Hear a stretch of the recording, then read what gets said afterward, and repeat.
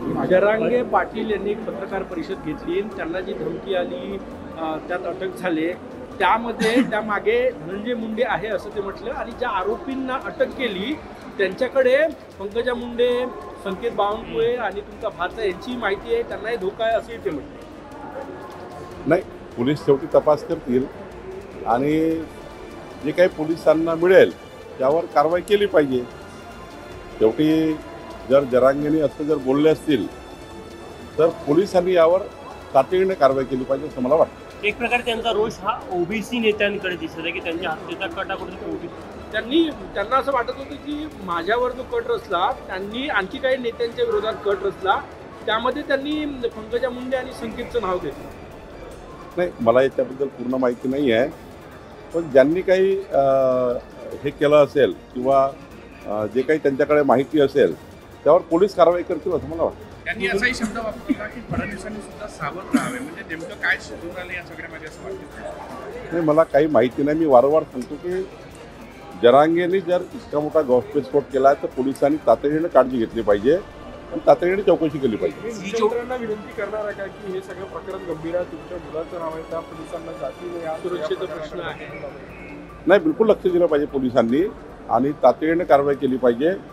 कोण कोण याच्या मागे आहे त्याचा पर्दाफाश केला पाहिजे. 24 तासने जे पुण्यातलं जमीन प्रकरण उघडकीस आणलं होतं त्याबाबत अजित पवारांनी एका प्रकारे कबुली दिली आहे. 4 महिन्यापूर्वीच असं काहीतरी घडत असल्याची कल्पना आल्याची ते बोललेलं होतं. आता अजितदादांनी जे म्हटलं आहे शेवटी त्यांना त्यांची माहिती आहे, पण राहिला महसूल खात्याचा प्रश्न, तर महसूल खात्यांनी प्राथमिक जे काही आमच्याकडे रिपोर्ट आला आहे त्या आधारावर एक तहसीलदार, आमचा मुद्रांक अधिकारी आणि जेव्हा हे मुद्रांकाचे डॉक्युमेंट ज्या ज्यांनी केले, कंपनीचा मालक असेल, खरेदी विक्री करणारे असतील, जे काही नोंदणीच्या वेळी ज्यांनी ज्यांनी सह्या केल्या, कंपनीचे त्या ठिकाणी जे काही कंपनीमार्फत ज्यांनी सही केली किंवा त्या डॉक्युमेंटवर ज्यांनी ज्यांनी सह्या केल्या, ह्या ज्या पहिल्या टप्प्यात आम्हाला आढळल्या त्याच्यावर गुन्हा दाखल केला आहे आणि पुढील सखोल चौकशीमध्ये इतर गुन्हे दाखल होतील.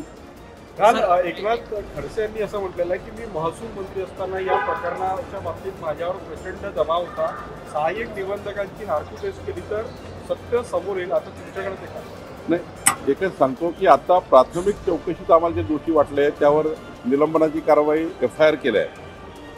आता सखोल चौकशी आमचे ACS महसूल खारगे करतायत, तर खारगे समितीचा रिपोर्ट आला की मग त्याच सखोल चौकशीत त्या कंपनीचे डायरेक्टर कोण आहेत, प्राथमिक चौकशीमध्ये जे जे नोंदणी करण्याच्या वेळी स्टॅम्पवर जे काही कंपनीची नोंदणी झाली वगैरे वगैरे ते आढळल्यात, त्यांना आम्ही कारवाई केलेली आहे. पण पुढच्या टप्प्यात समितीचा रिपोर्ट आला, पुढची कारवाई महसूल विभाग याची वेगळी चौकशी करत आहेत का, पण कुठल्या कुठल्या दिशेने करत आहे? आमचे विकास खारगे जे अप्पर मुख्य सचिव आहेत त्यांच्या अध्यक्षतेखाली समिती होणार आहे.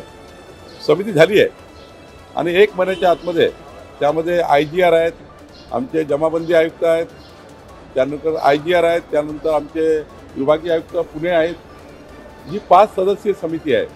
1 महिन्याच्या आतमध्ये संपूर्ण व्यवहार, म्हणजे सरकारी जमिनीचा 7/12 बंद झाला, मग प्रॉपर्टी कार्ड झालं, प्रॉपर्टी कार्डवर सरकारचं नाव आहे आणि ते सर्व असताना त्या ठिकाणी जे काही तिथे उलाढाली झाल्या आहेत त्याची सविस्तर चौकशी करून मग त्या ठिकाणी अंतिम निर्णय गुन्हे दाखल झाले त्यामध्ये पार्थ पवारचं नाव नाही, यामुळे कुठेतरी विरोधकांनी प्रश्न उपस्थित केला. प्राथमिक चौकशीमध्ये जे रजिस्ट्रार कार्यालयामध्ये जे सही करणारे आणि लिहून घेणारे आहेत त्यांच्यामध्ये पार्थ पवार नाही आहे.